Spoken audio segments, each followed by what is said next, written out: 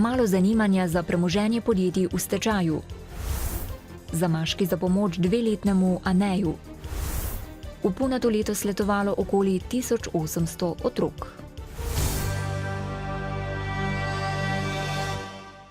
Dober večer želim. Stečajni postopki v nekdanjih največjih mariborskih gradbenih podjetjih še vedno niso končani. Prodaja premoženja je zaradi težkih gospodarskih razmer in toge stečajne zakonodaje, ki predvideva nerazumljivo dolge roke, otežena. Tudi v gradbenem podjetju MTB, ki je ugasnilo pred 3 leti, postopek še ni zaključen. Stečajno maso naj bi upraviteljica Milena Sisinger razdelila predvidoma šele do konca prihodnjega leta. Tale dobrih 10.000 kvadratnih metrov velik objekt še naprej kazi podobo v mestnem središču. Marca lani ga je upraviteljica za 4 milijone evrov ponudila na dražbi, a se je eden od upnikov, Timo Holding, pritožil. Na delu stavbe želi uveljaviti izločitveno pravico, ki mu je upraviteljica ni priznala. Spor je sedaj na sodišču. Na zadnjem sporu je bil sprejet sklep sodišča, da se določi izvedenca gradbene stroke. Jaz predvidevam, da to še vsaj kako leto dni ne bo zaključeno. Potem, ko je večino stanovanj v Magdalenini hiše v Brezju uspela prodati, se je zataknilo pri prodaji upravne stavbe v Melju. Težava je v neurejenem etažiranju. Dejstvo je, da je v glavnini urejeno etažiranje prostorov, ki so nesporno v lasti MTB-ja, ni pa urejeno lastništvo teh spremljajočih prostorov, da rečem, oziroma prostorov za skupno rabo. Stečajni postopki so prezapleteni in dolgotrajni, opaža upraviteljica. Banke pa za nepremičnine, s katerimi so zavarovale terjatve, zahtevajo nerazumljivo visoke cene. Glede na trenutno stanje v Republiki Sloveniji, glede na to, da je ta nepremičninski krč še vedno traja, dobesedno povpraševanja po teh zemljiščih sploh ni. Stavbna zemljišča, parkirni in poslovni prostori tako še naprej samevajo. V kratkem bodo postali last slabe banke, ki bo s prodajo nadaljevala. Sisingerjeva upa, da bo stečajnim postopkom zaključila predvidoma do konca prihodnjega leta. Približno 30% naj bi poplačala tudi nekdanji zaposlene, ki jim je podjetje ostalo dolžno 2 plači. Agencija za varstvo konkurence je včeraj podjetju Dober večer dala soglasje za nakup nekaj manj kot 192.000 delnic oziroma 75% kapitalskega deleža podjetja ČZP Večer.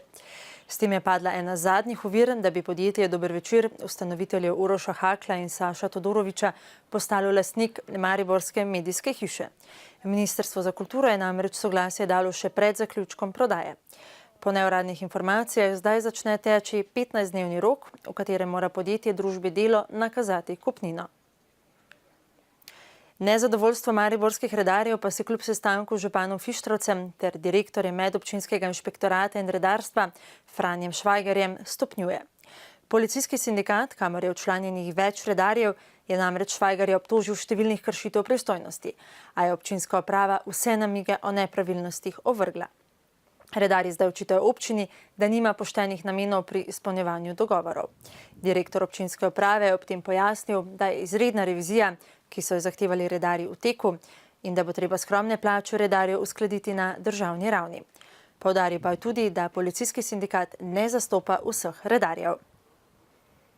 Danes, na primer, ko je bilo v javnosti izpostavljeno to mnenje policijskega sindikata, so se določeni redarji obrnili zgroženi name, da to mnenje sindikata ne reprezentira mnenje redarstva, oziroma uslužbencev redarstva. Sindikat je v teh svojih izjavah zadnjih zapisal, češ, da nismo resno mislili za to revizijo. Ja, poglejte, začetek revizije je sestavljen z 2 dokumentov, iz najave in namere, in v teh dokumentih, predvsem v nameri, potem je opredeljena tudi časovnica in posamezna postopkovna dejanja in tudi datum začetka. Zavod za zaposlovanje je objavil nov razpis za dodelitev do 5.000 evrov subvencije delodajalcem iz območij z največjo brezposelnostjo. Pogoj za pridobitev subvencije je enoletna zaposlitev težje zaposljive brezposelne osebe za polnim delovni čas. Podjetja z največ 5 zaposlenimi bodo lahko pridobila 2 subvenciji, druga pa največ 10. Podjetja, ki so bila v 3 letih po stečaju ali likvidaciji proizvodne dejavnosti na nekem območju ustanovljena z namenom oživljanja te dejavnosti, pa bodo lahko pridobila do 100 subvencij. Na voljo je 1 milijon evrov, kar omogoča zaposlitev za 200 oseb. Javno povabilo pa je odprto do konca septembra. Nakupovalno središče Europark v teh dneh praznuje 14 let delovanja. Rojstni dan bodo praznovali v soboto, 23. avgusta, ko za obiskovalce vseh starosti pripravljajo zabavni program in 14% popust v vseh trgovinah in lokalih. Mariborsko nakupovalno središče ima 120 prodajaln in lokalov, ki so lani skupaj ustvarili 3,5% rast prihodkov. Europark vsako leto obišče več obiskovalcev, lani 7 milijonov, predvsem Slovencev, vse več pa je tudi tujcev. Beležimo obisk Hrvaške kljub vstopu Hrvaške v Evropsko unijo. Mi smo na tem tržišču tudi oglaševalsko prisotni, se trudimo pritegniti tudi te obiskovalce. Ne nazadnje smo oglaševalsko prisotni tudi na avstrijskem tržišču in tudi tu beležimo rast prihoda avstrijskih kupcev k nam. Kar se pa tiče najbolj pomembnega domačega obiskovalca mariborskega, pa seveda smo veseli vsakega in beležimo nekje 2% rasti. Humanitarni poziv. 2,5-letni Anej iz Jakobskega dola v Slovenskih Goricah ima prirejeno težko okvaro obeh stopal. Z njo se v Sloveniji rodi približno 45 otrok letno. Sam sicer še ne zmore stati, a že po nekaj terapijah se je njegovo stanje močno izboljšalo. Žal zavarovalnica vseh potrebnih terapij za dečka ne krije. Po mnenju staršev bi Anej z dodatnimi terapijami hitreje napredoval. Zanje skušajo zbrati denar z zbiranjem plastičnih zamaškov. Anej se je rodil s prirojeno težko deformacijo stopal. Pri 3 mesecih ahilovo tetivo smo rezali, bolj pri 6, pa lani julija je imel zadnjo. To je bilo z ortopedske strani vse, ne, da druga se pač ne da. Pri takšnem zdravljenju terapije niso predvidene, a družina je, ko je bil Anej star 15 mesecev in se še ni niti plazil, zahtevala drugo zdravniško mnenje. Predpisali so mu terapije. Se je začel obračati, se sam iz ležečega v sedeči položaj postavil, tako da je hitro napredoval takrat, ne, ker so bile strjene terapije, fizioterapije in delovne terapije. Je razlika zdaj, ko hodi na terapije pa prej? Dosti bolj. Mi ga tudi spodbujamo na vse načine, ki god letiš malo predi, tako da on gre po vse 4 za tabo. Tako da je res napredno. Ker zavarovalnica krije stroške le ene terapije na teden in je v družini zaposlen samo oče, skušajo denar zanje zbrati na različne načine. Smo takoj pristopili k akciji in sem vesela, da je tako. Seveda pa tudi vsa naša ekipa uprave Europarka pridno prinaša zamaške v službo in jih potem oddaja v ta zabojnik. Za Aneja je že zbranih okoli 300 evrov, kar zadošča za enomesečne terapije. Potreboval pa bi jih, pravi mama, še najmanj 1 leto. Anejeva družina tako upa, da bodo s pomočjo ljudi zbrali dovolj, da se bo lahko živahni deček končno sam postavil na noge. Kot kaže, bodo srede na mariborski osrednji tržnici od zdaj naprej tržni dnevi. Ker so meščani dobro sprejeli junijsko večerno tržnico, bodo vsako drugo sredo do konca oktobra na osrednjem mariborskem tržničnem prostoru celodnevne tržnične srede. Prvič bo tržnica, vključno z mlečno-mesnim paviljonom, od 7 ure zjutraj do 6 zvečer odprta že jutri. Obisk mariborske osrednje tržnice ter nakup domačega sadja, zelenjave, mlečnih in mesnih izdelkov bo do konca oktobra vsako drugo sredo omogočen tudi tistim, ki zaradi delovnih obveznosti dopoldne nanjo ne utegnejo. Želimo se tudi mi približati trenutnim življenjskim navadam potrošnikov, se pravi, da se tudi po službi ne zavije v nakupovalni center, ampak se raje pride na tržnico. Osrednja tržnica je sicer dobro obiskana konec tedna, ko se na njej zvrsti do 2500 kupcev, ki nakupijo skoraj 4 tone svežega sadja in zelenjave. In čeprav je projekt sredine celodnevne tržnice nastal v pogovoru z branjevci, ti nekoliko dvomijo v njeno uspešnost. Običajno tisti grejo ob sobotah, ne? Tako da po mojem takrat ja, drugače pa. Mogoče ja, mogoče ne. Če bi malo reklamo naredili, potem bi bilo. Če pa reklame ne bo, te pa ne bo nič. Jaz sem penzionistka, ampak kateri so pa v delovnem razmerju, pa bo jim sigurno ustrezalo, ne? Tisti, ki smo še zaposleni, pa bi včasih res potrebovali, da je tudi malo dalje odprto. Pri Snagi, ki upravlja mariborsko tržnico, sicer vedo, da velikega navala na začetku ne bo, a vseeno upajo, da se bo dobro prijela. Dogajanje na vsakokratni sredini tržnici bodo namreč obogatili tudi spremljevalnimi dogodki, povezanimi z zdravim načinom življenja, pridelovanjem vrtnin in izobraževanjem. Vodstvo podjetja Nafta Petrokem od stavkajočih delavcev zahteva, naj nadaljujejo dobavo goriva za državne rezerve in tudi naj prekinejo stavko, je za STA danes po pogovoru s prokuristom družbe Robertom Sercem povedal predsednik stavkovnega odbora Ladislav Šabjan. V Slovenskih novicah, ki sledijo, pa tudi o tem, koga predlaga Borut Pahor za novega mandatarja in o nadaljevanju koalicijskih pogajanj oziroma usklajevanj. Predsednik Borut Pahor je za novega mandatarja predlagal Mira Cerarja. O Pahorjevem predlogu bodo v državnem zboru najverjetneje odločili v začetku prihodnjega tedna. Cerar pa že ima zagotovljeno zadostno podporo.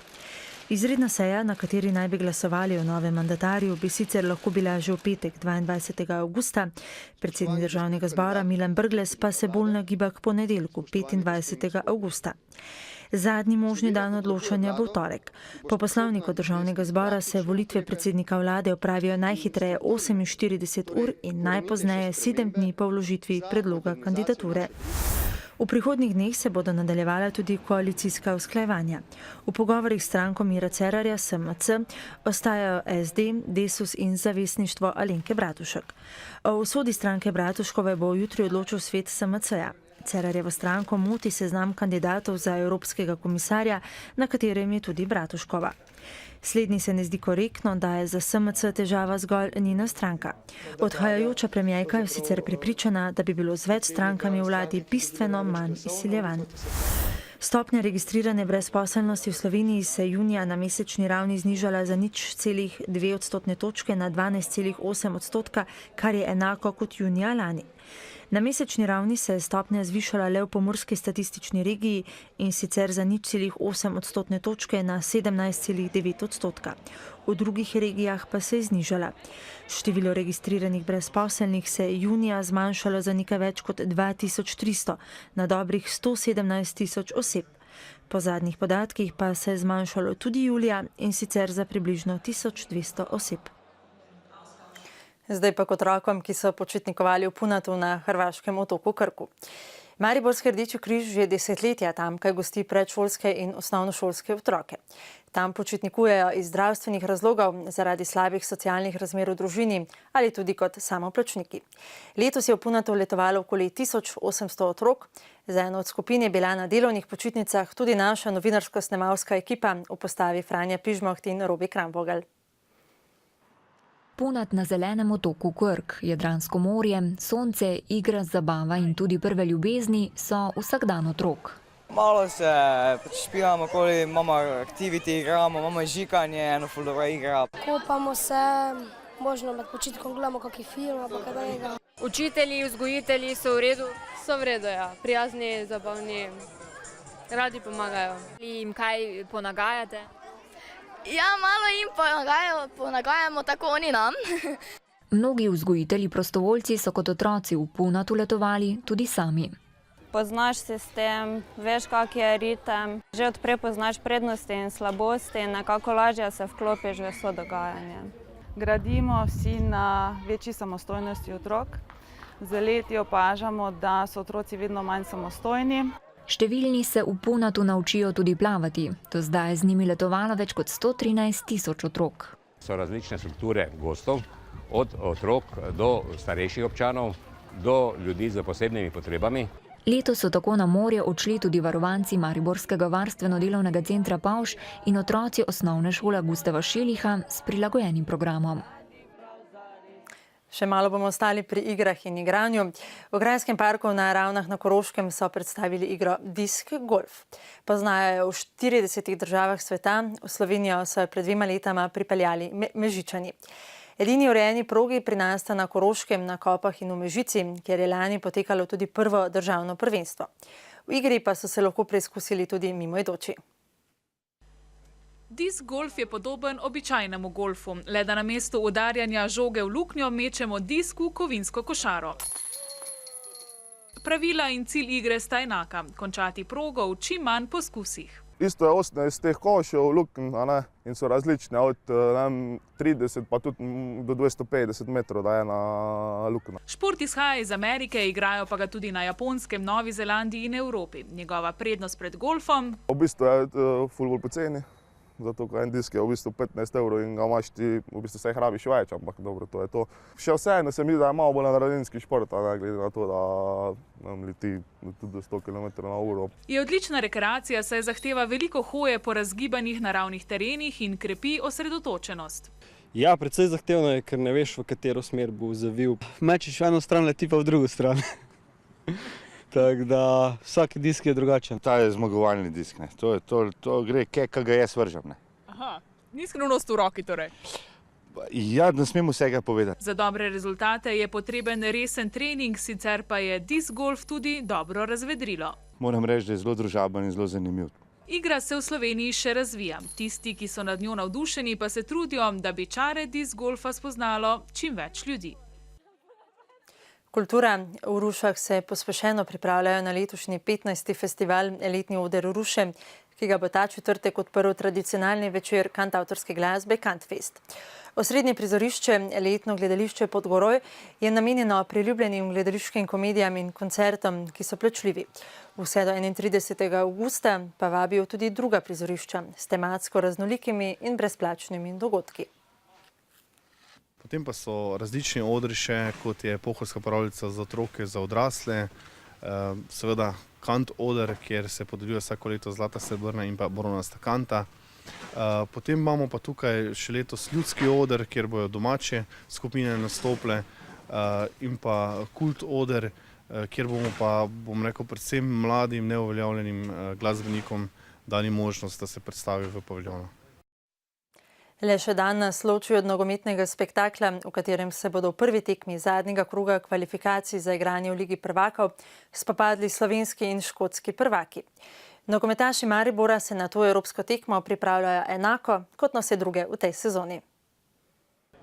Čeprav so podatke o nasprotnikih pričeli iskati takoj, ko so izvedeli, s kom bodo igrali, so se Mariborčani na Škote povsem osredotočili po sobotni prvenstveni tekmi. Še vedno pa iščejo njihove šibke točke.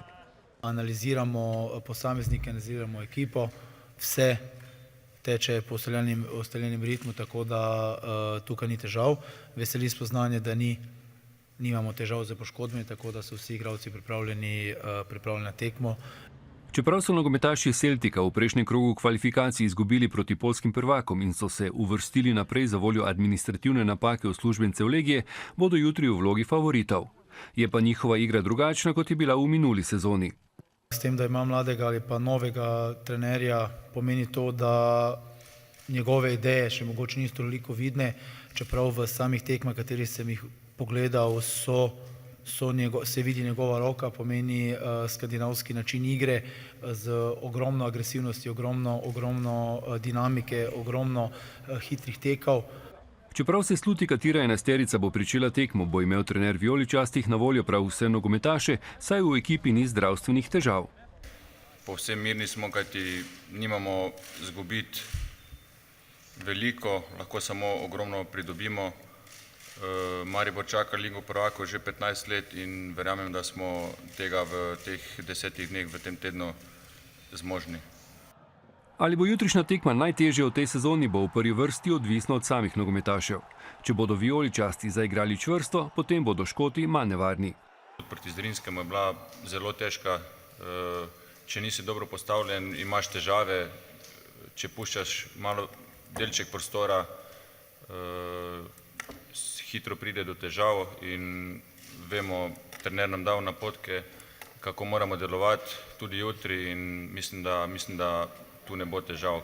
Nekaj manj kot 12.000 gledalcev bo jutri v Ljudskem vrtu, oziroma so za tekmo prodali vse razpoložljive vstopnice, tako da bo tudi vzdušje na tribunah sledilo dogajanju na igrišču.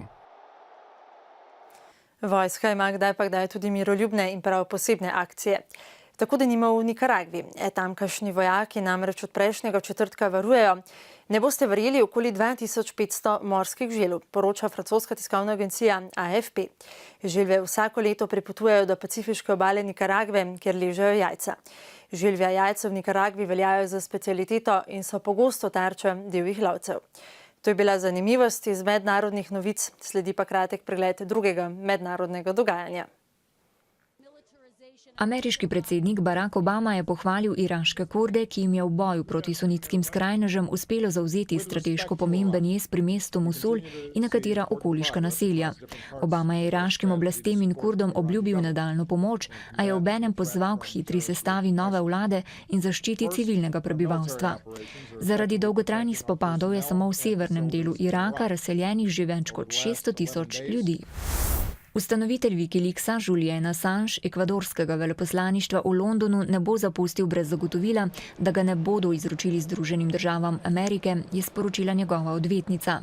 Assangeu v ZDA grozi stroga kazen zaradi razkritja zaupnih dokumentov. Včeraj je napovedal, da bo moral zaradi zdravstvenih težav kmalu zapustiti ekvadorsko veleposlaništvo, kamor se je zatekel pred 2 letoma. Ukrajinska vojska je našla trupla 15 beguncev, ki so umrli ob včerajšnjem napadu na konvoj avtobusov blizu Luganska. Po trditvah Kijeva so jih napadli proruski uporniki, a ti napad zanikajo. Po neuspešnih nedeljskih pogajanjih o rešitvi krize v Ukrajini ne bi bila danes sprejeta odločitev o morebitnem nadaljevanju pogovorov med Ukrajino, Rusijo, Francijo in Nemčijo. V soboto bo po napovedih v Kijev pripotovala tudi nemška kanclerka Angela Merkel. Severni del Indije in Nepal so po večdnevnem monsunskem deževju zajele velike poplave. Po zadnjih podatkih je umrlo več kot 160 ljudi. V Indiji je brez strehe nad glavo ostalo 90.000 ljudi. Na prizadetih območjih pomaga tudi vojska. Vreme. Jutri bo spremenljivo do pretežno oblačno. Plohe in nevihte se bodo čez dan razširile nad vso državo. Ponekod bo dopoldne še pihal jugozahodni veter, v notranjosti Slovenije pa bo čez dan začel pihati šibak severovzhodni. Najnižje jutranje temperature bodo od 10 do 15, na Primorskem okoli 17, najvišje dnevne od 20 do 26 stopinj Celzija. V četrtek bo oblačno s padavinami, sprva tudi nevihtami. Popoldne bodo padavine slabele in zvečer tudi ponehale. Hladneje bo. V petek bo delno jasno, v hribovitem svetu zahodne Slovenije bodo krajevne padavine. Jutro bo kar hladno, ponekod po nižinah bo zjutraj megla. Z vremenom pa zaokrožujemo nocojšnji dnevnik televizije Maribor. Kislo vreme je kot nalašč za ogled kakšnega filma, sicer ne pod milim nebom, ampak iz domačega naslonjača ali v kinodvorani. V kinu Udarnik je denimo danes na sporedu slovenski film Razredni sovražnik z Igorjem Samoborom. Film je na festivalu slovenskega filma v Portorožu pobral kar 8 nagrad. Nasvidenje.